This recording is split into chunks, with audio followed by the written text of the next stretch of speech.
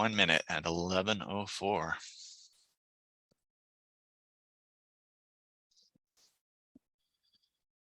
All right, it's 11:04, and I'd like to welcome everybody to our webinar.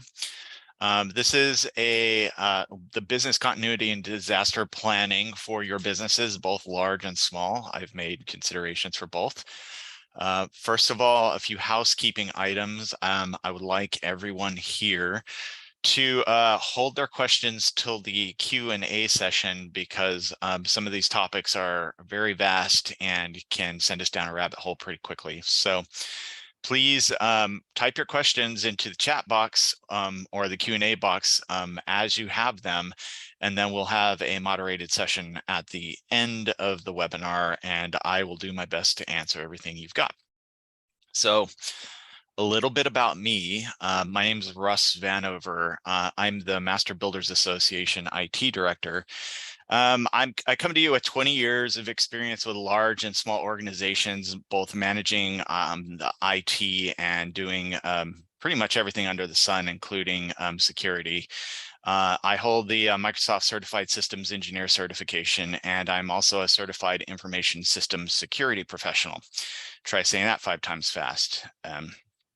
So with that, I'm going to start by talking about this topic. So this is a dry topic. It can be dry, and as I said before, it is very vast, but it is one of the most important things for your businesses, and you'll see why in a few minutes. I also want to point out that I have some very verbose slides in this presentation. I'm not going to I don't want you to check out if you see a giant wall of text. The reason I made verbose slides is so that when we are done with the webinar, I can send you guys a PDF or have a PDF of all the material readily downloadable for anybody that would like a copy or anybody who missed the webinar. Now, before I start with the first slides, just note that if you're having tech problems, please reach out to our events team, Ashley Glass, and her staff would be happy to help you with that. But away we go. So let's talk about the 3 most common disaster scenarios that can put your business in a crisis footing. So this webinar is on business continuity, and business continuity is a very wide, vast subject, and it is something that a lot of businesses try to do on the fly, which is a mistake. When disaster strikes, you have to make a lot of critical decisions very quickly, and if you don't have a plan in place, you're going to run into some walls. So I also want to point out that business continuity is not just purely about backups. It's about redundancy and a number of other disciplines that you need to be aware of, so that when disaster strikes, you could use it even as a competitive advantage if it's a regional experience. So the first thing I'm going to talk about is the 3 most common disaster scenarios that put businesses in a crisis footing. And I'm going to start with malware and human error, because this is what is happening right now that is causing the most distress to businesses, and is also causing a lot of businesses to deal with some very difficult circumstances. And unlike floods and power outages and big disasters like Rainier, blowing its top or things like that, ransomware can be devastating to businesses, and it only takes 1 click of a bad email on an unpatched machine and your entire business can be wiped out. So ransomware can cause serious disruptions and lead to a loss of revenue and productivity. It can be challenging to remove and detect, and it requires expensive countermeasures, or it requires expensive remediation after the fact. So what I can say is it's the #1 source of computer crime right now, and groups called APT, which are Advanced Persistent Threat Groups, which are nation state groups, are taking an interest in this, most notably North Korea, to target high net worth businesses and businesses like hospitals who who need their records and need to be able to operate with all their information intact because people's lives are at stake. Now, this isn't a webinar on ransomware, but just in case you don't know what ransomware is, it is called a crypto locker. And what happens is somebody clicks a malicious link, it infects your computer.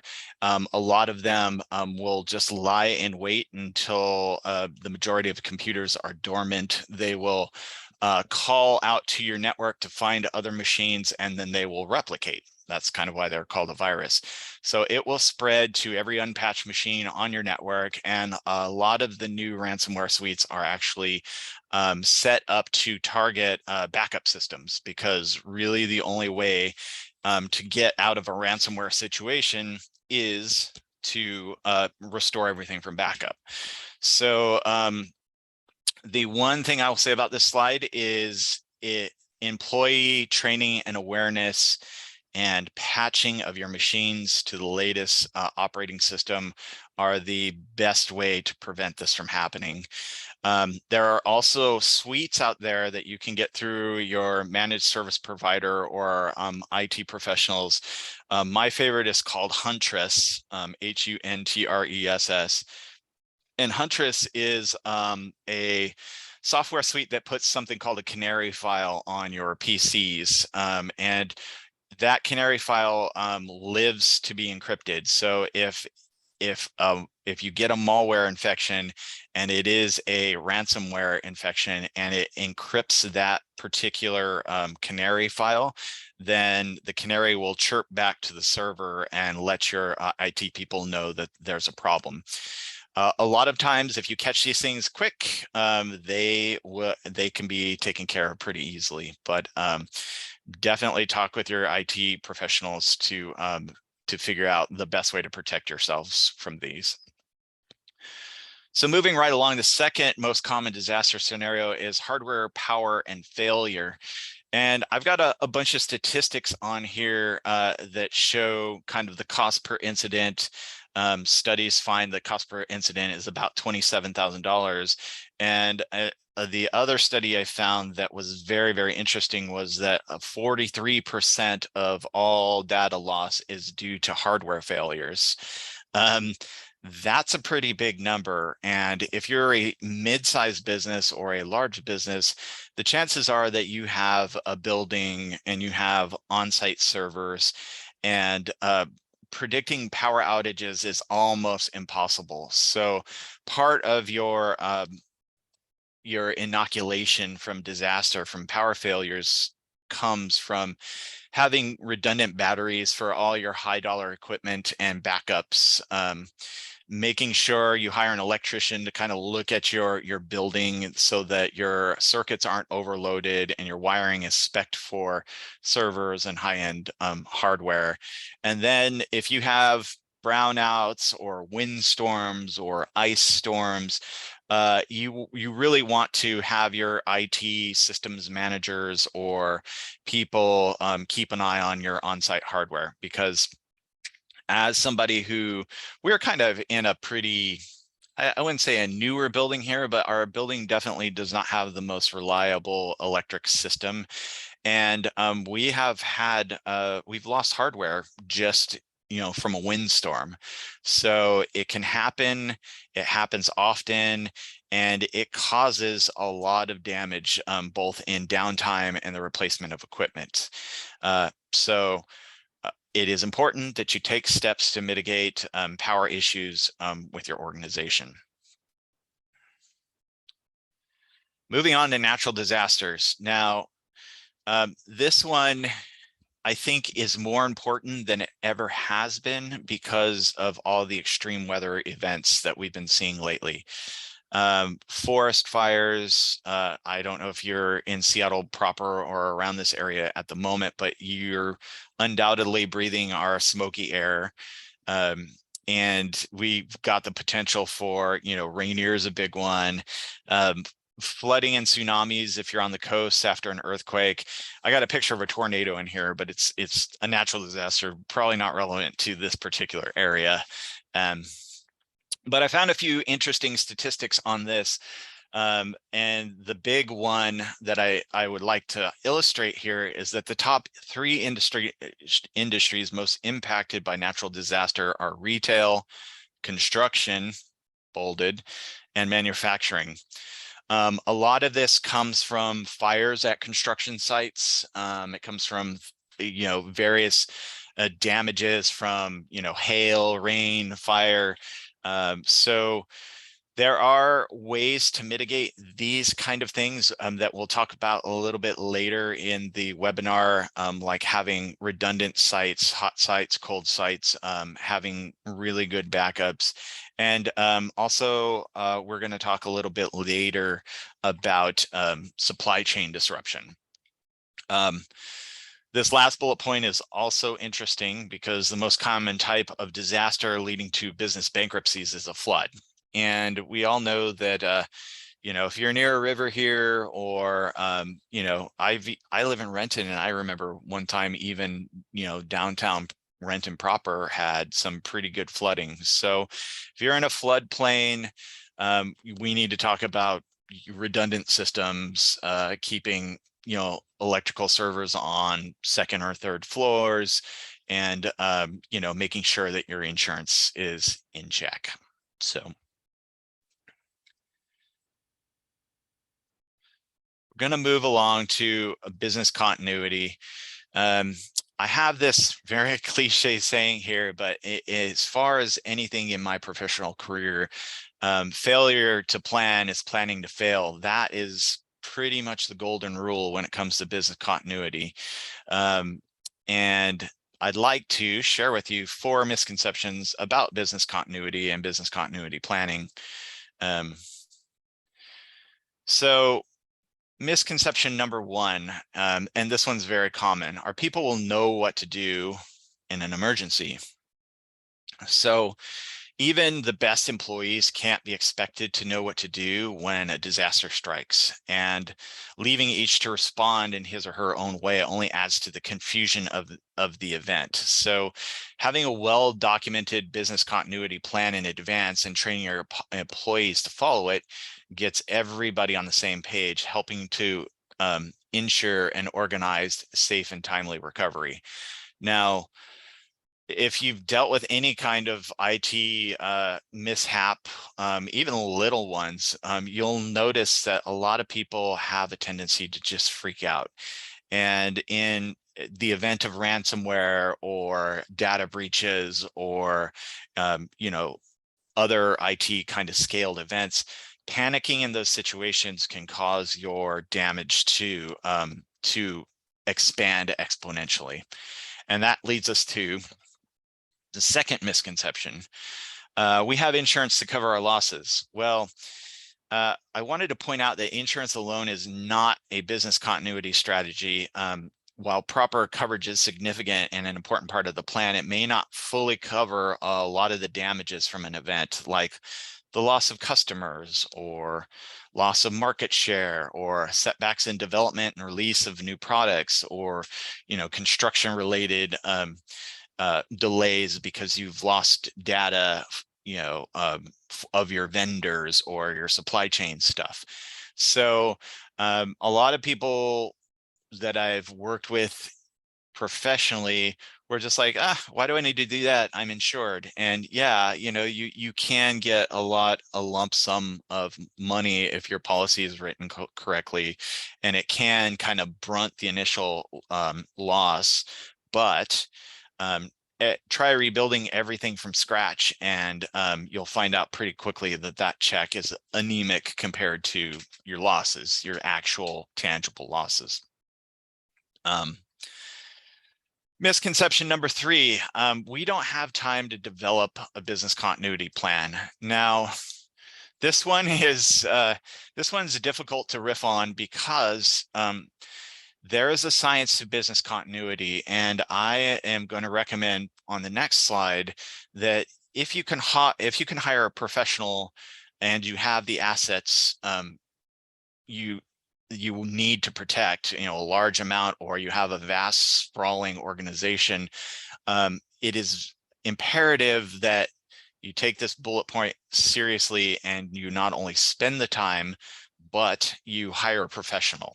So time developing and maintaining your business continuity plan is an investment in your company, and your fixed costs will continue after the event, whether you're open for business or not. I think kind of COVID taught us a lot about that. And the faster you can return to operations normally, the more likely you'll be able to recover from the event successfully. So with so much at stake, your company cannot afford not to plan. Hopefully that's not a double negative, but and I will also point out that if you do get a professional involved, business continuity is a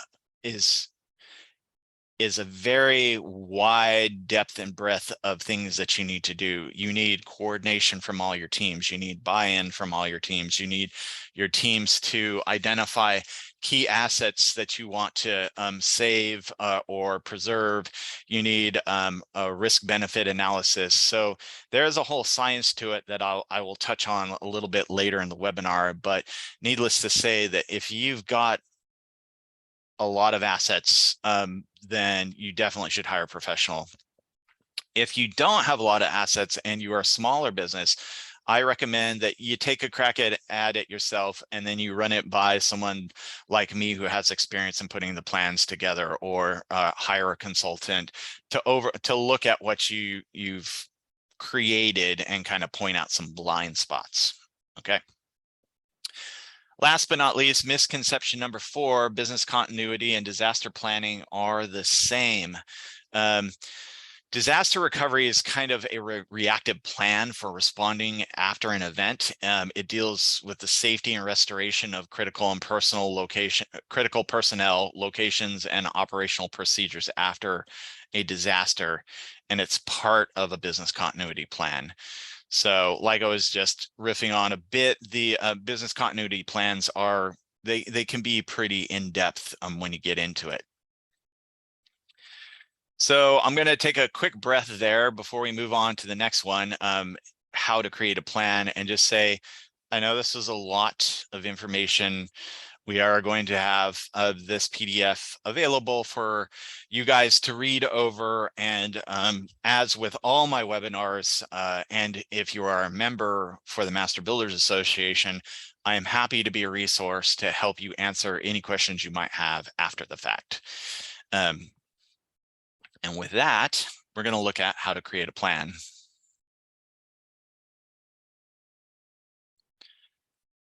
So how to create a business continuity plan.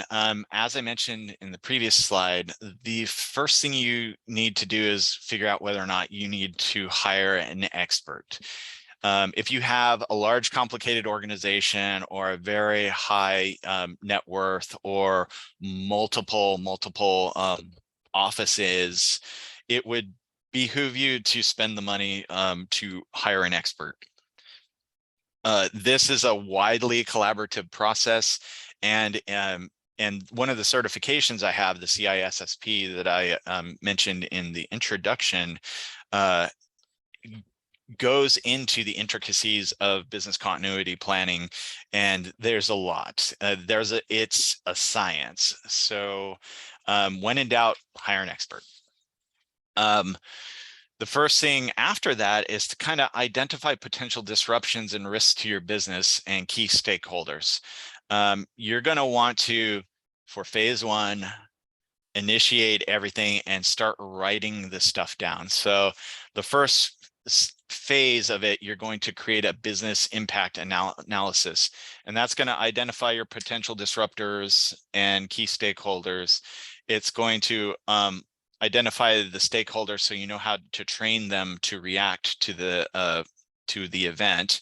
You're going to have to identify an assessment of potential impacts of various business disruption scenarios, like if you're close to the shore, what does a flood look like?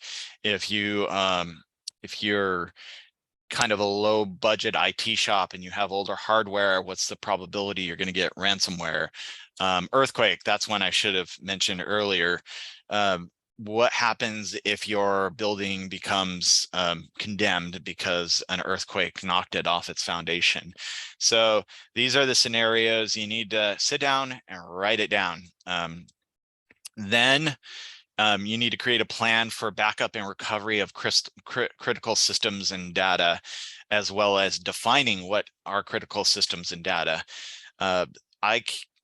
It sounds easy to do, but I've been in a lot of organizations where they don't know what data they have. They don't know what data they have that is important.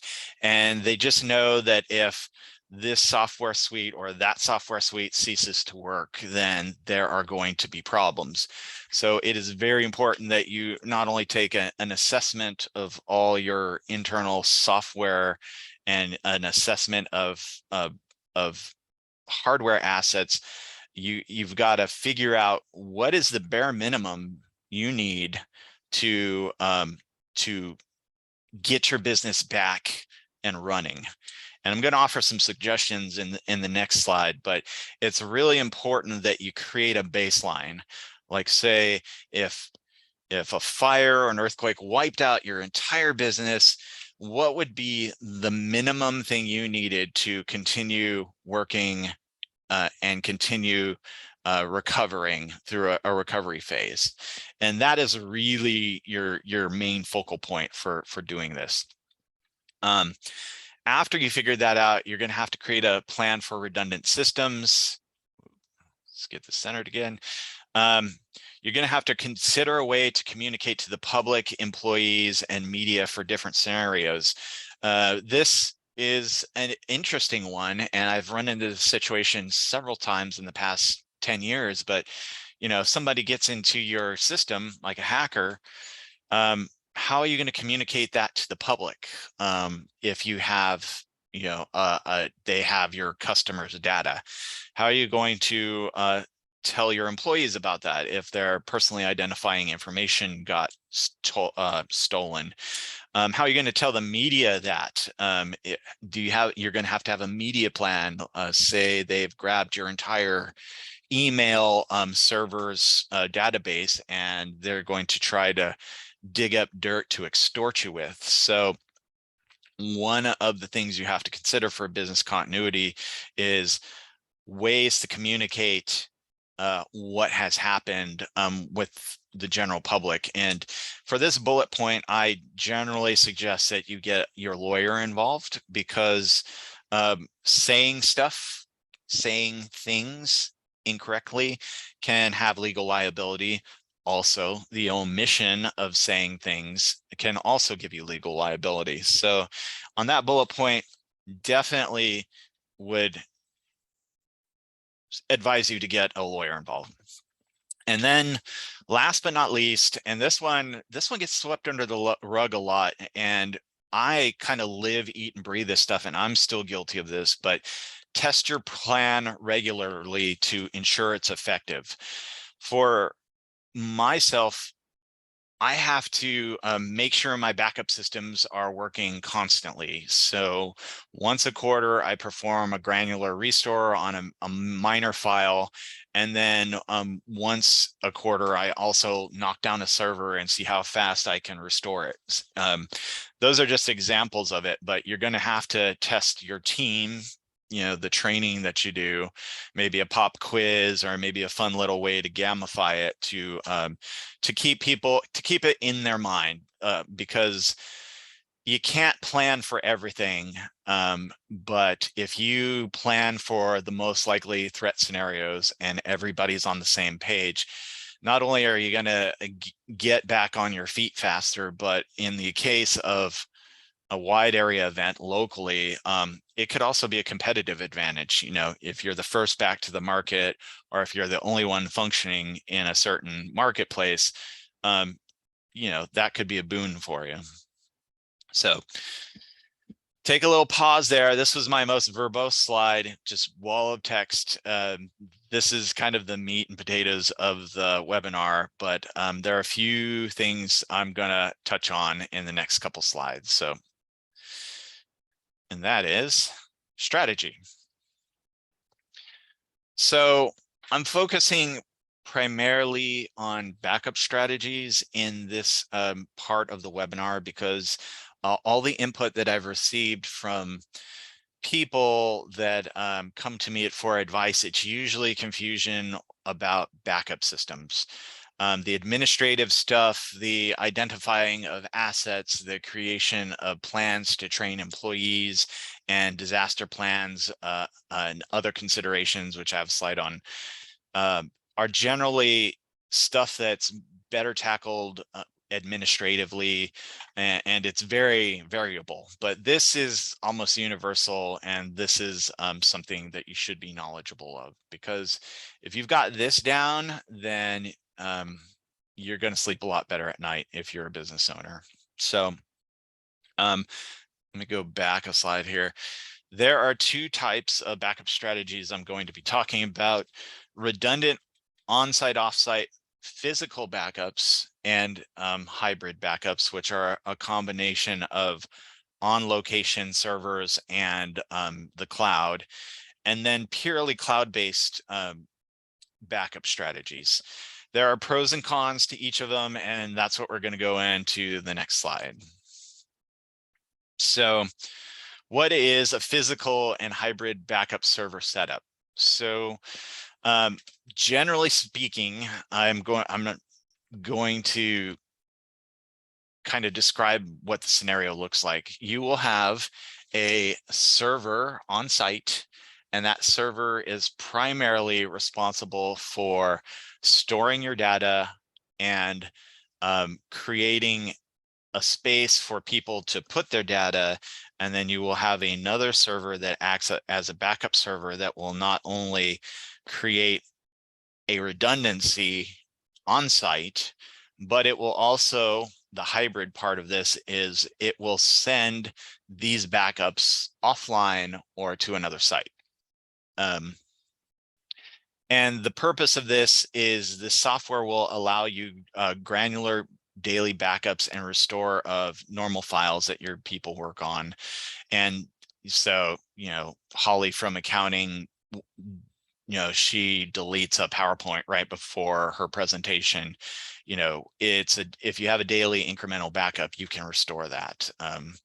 And then something called a bare metal restoration with VM snapshots. Now that sounds like a whole bunch of IT jargon, but I'm going to kind of simplify it a little bit. And that is, most servers these days are called virtual machines, and virtual machines are virtual servers that live on a higher powered server.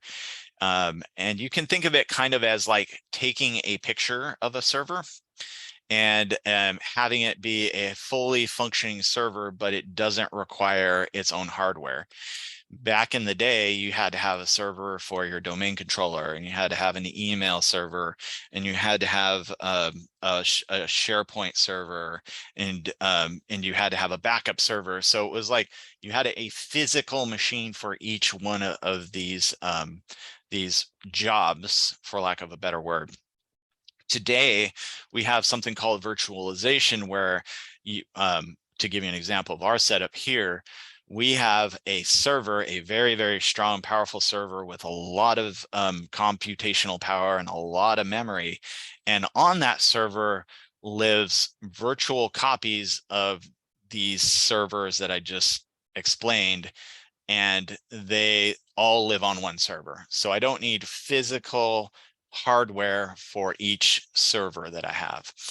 And the great thing about this is virtual machines can not only be backed up as one whole image, but they can actually, a lot of the services that provide VM snapshots, virtual machine snapshots, actually send a copy of the image to the cloud. So why is that important? What happens is, if you are, we'll take the scenario from earlier, if you have an earthquake and all your servers get knocked off their rack and they are no longer functional, if you have a bare metal restoration or a VM snapshot, you can either clone a backup machine you had in your closet and your server is back, or if your total infrastructure is wiped out, you can run these VM snapshots in the cloud. So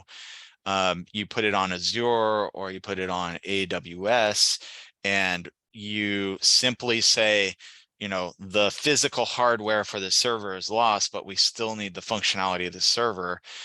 You spin, it's called spin up the virtual machine in the cloud, and then it operates with a few tweaks as if it were the server sitting on premise. So you still have your drive shares, and you still have all your documents, and you still have your login authentication, and you still have your emails. So VM snapshots or VMs are the way to go. And that's what we do here, actually. So it allows offsite storage for backup redundancy. So you can take these VMs, you can put one, you can have multiple offices kind of round robin their VMs. You can put them in the cloud. So if there is ever any kind of disaster, you have a way to restore it quickly and or run it without any hardware at all in the cloud. Now, my servers aren't very big. They're about mid-size for as far as servers go. And I am able to restore my server in about 9 minutes, last time I checked. And I'm also able to run it in the cloud without any hardware at all with a little bit of latency. So it's a good way to protect your stuff. Now for desktops, like all the local machines, all the clients' machines, I never ever back those up because it requires a lot of space. What I do is I create a central place on the server that's backed up and drive mapped to each user, and that is backed up. So we have something called a shared drive, which is on our server, has all of our mission critical files. And then we have something called user drives, which are personal storage spaces for each user on my network, and they are able to put stuff in there on that drive mapping that does get backed up and is restorable. And then images are the ability, are like clones of the operating system of your machines that you have at your organization. And those are useful for, like, say you have a ransomware infection and you need to wipe a machine out really quick and get a person back working. I have an image that I can walk over to somebody's computer and replace their current operating system, whether it's locked down or broken or whatever, with an image, and they're back up and running. So those are pretty good to keep handy. Now, the pros and cons of this: it provides offsite redundancy, which is necessary for disaster recovery, provides the ability to clone servers and work off the cloud, which I've just described, has a very fast recovery time. Hey, I've covered all of this. Now, here are the cons. This setup can be kind of expensive. It requires a pretty decent investment to get this working properly. Generally, it requires a dedicated person or a managed service provider to manage. This is not something that you can pull a warm body off the street to keep an eye on. That you need somebody that understands IT. And it doesn't cover emails. So the majority of email systems these days run off the cloud, Microsoft 360 or Google Suites or whatever your email server is. And we usually use a cloud proxy / spam archiving system as a separate software suite to back those up. Now, if you're one of those people that are really, I don't know how I would describe it, that has an on-premise email server, then you can actually set this back up to work with that. But I don't recommend on-premise email servers. They're very dangerous. They're easily hackable, and the overhead to maintain them is not worth having one, if you ask me. So, all right, moving right along to the cloud.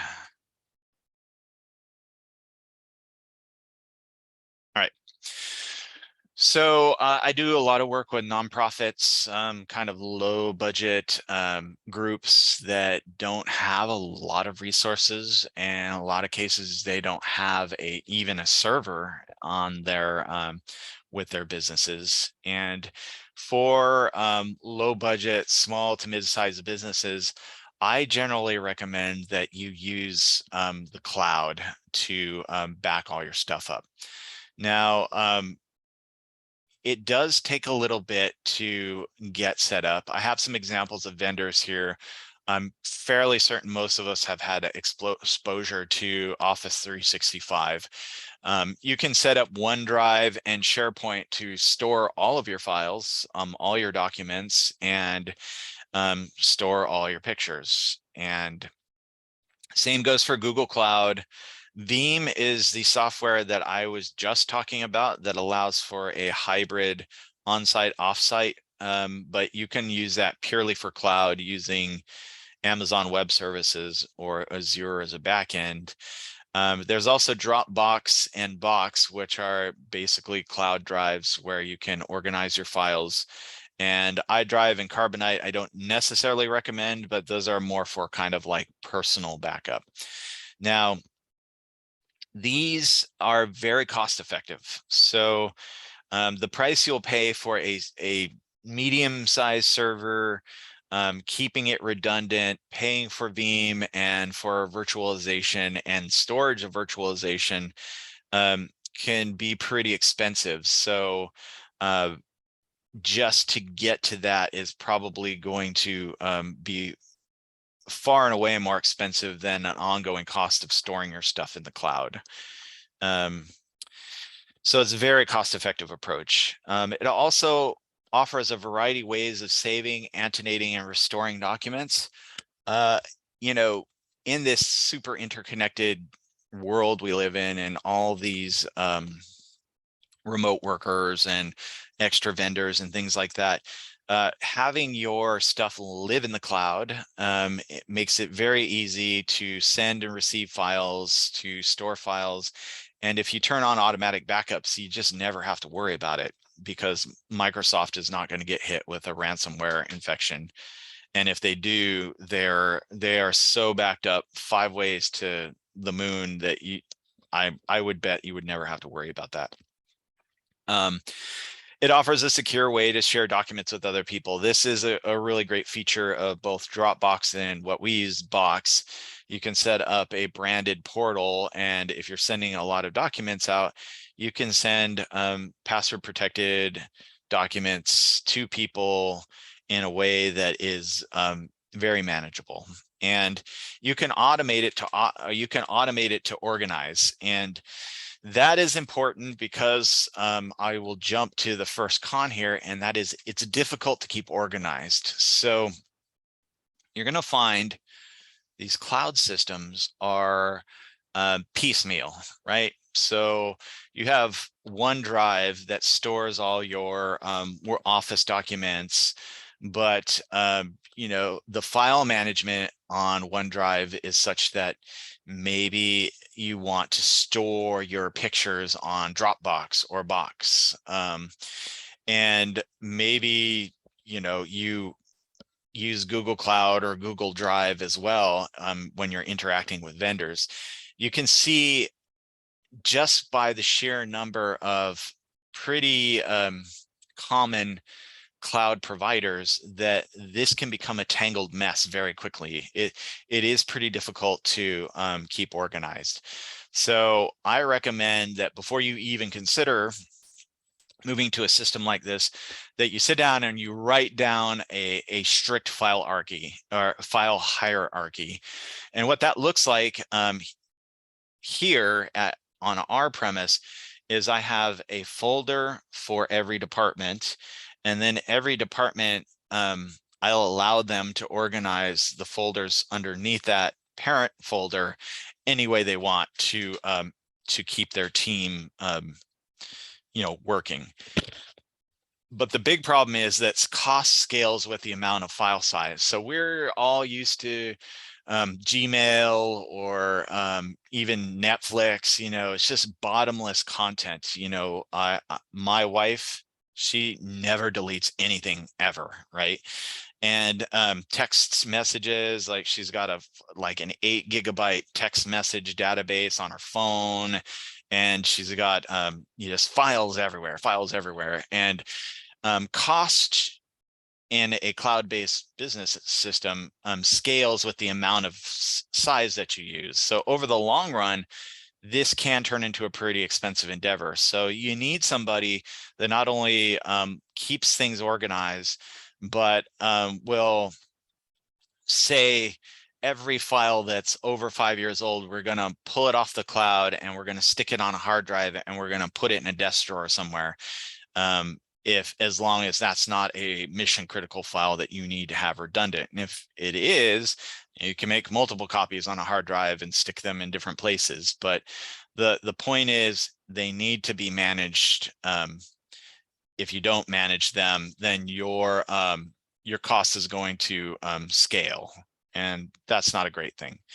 But compared to the previous model I showed you, it will take you a very long time to even equal that kind of cost. So still very cost effective.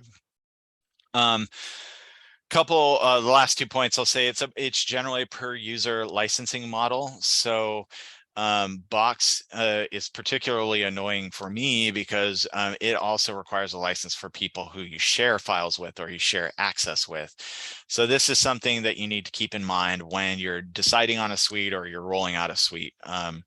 You need to not only budget for people that will be using it every day, but if you have collaborators, you're going to have to keep a license or two handy for them.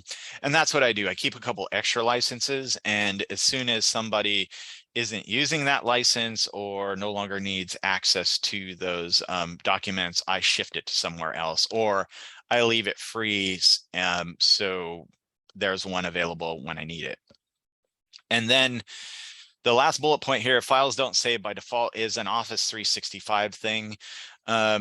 The way you use Office 365 in the cloud for, like, instance Word or PowerPoint or Excel or any of those documents is you'll see at the top, it'll say autosave. If you flip the switch on autosave, well, hey, congratulations, you're saving to the cloud. That will offer you a whole bunch of abilities to restore and annotate and all the good features that go along with it, but that is not on by default. So if you want to start using Office 365 in a way where it's stored on OneDrive in the cloud, you set up the file hierarchy, and then when you hit autosave, it will ask you where you want to save it, and just keep yourself organized. So we're rounding the bin here. Again, thanks for sticking with me. I know this is a this is a lot. But my last slide here is on other considerations. And I wanted to just touch on a few points. Like I said, business continuity is a very deep discipline. And so we're not going to get into granular these bullet points, but I just wanted to show you a couple things. So business continuity, let me DND these people. Okay, so business continuity planning is more than backup. I've said that. The first bullet point here is about risk acceptance, mitigation, and impact analysis. Ignore. So, and I threw in the formula that professionals use to figure out, what it costs to what a risk cost and what acceptance of that risk costs. And what a professional is going to do is take the asset value times the exposure factor to find the single loss event, and then figure out the annual loss rate and the single loss event and multiply that by the annual rate of occurrence. So when I said this was scientific, that's what I mean. The experts will take this formula and they will look at the costs that you have identified, and they will figure out what it costs to to have a countermeasure in place for that risk. And at that point, you're going to want to make a decision to mitigate the risk or accept the risk. A lot of times, excuse me, the cost to mitigate a risk is more than the value of the asset. And that's why they use these formulas to figure out the risk acceptance. So if, losing a server or losing a hard drive, it costs less to rebuild that hard drive than to have a kind of data insurance plan where somebody swoops in and fixes the hard drive for you, then that's a risk you're going to accept. And all of those calculations are done with an impact analysis. That's what your expert provider will sit down and figure out with you. A couple other considerations, especially for the construction industry, I know this is a big one, is supply chain disruption and redundancy. So do you only get your lumber from one place? If that's the case, maybe you need to find another chain to find out. Do you use subs and subcontractors from only one source? Do you have backups? That's what this means. A lot of supply chain disruption is going to be material based, but there's also, COVID knocking out whole crews. So when you sit down and figure out business continuity, you're going to want to find multiple places to get the necessary critical services and materials for your business. That should be part of your plan. Also a vital records program and emergency response guideline. These kind of go hand in hand. In the event of a disaster, the number one concern for all businesses should be their staff and should be, the preservation of human life. And that requires you to be organized a little bit. So people need to know what to do, where to go, who to call.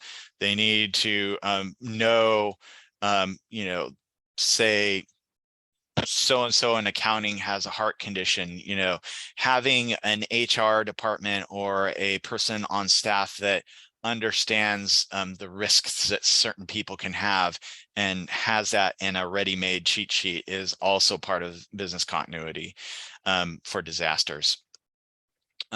Last two bullet points, and we'll wrap this thing up, but you will also want to talk about hot sites, warm sites, and cold sites. Now, what those are completely redundant sites for your business. So a hot site is a site that is redundant. It's a complete clone of your current setup. It is sitting in another building or another city, and it is ready to go.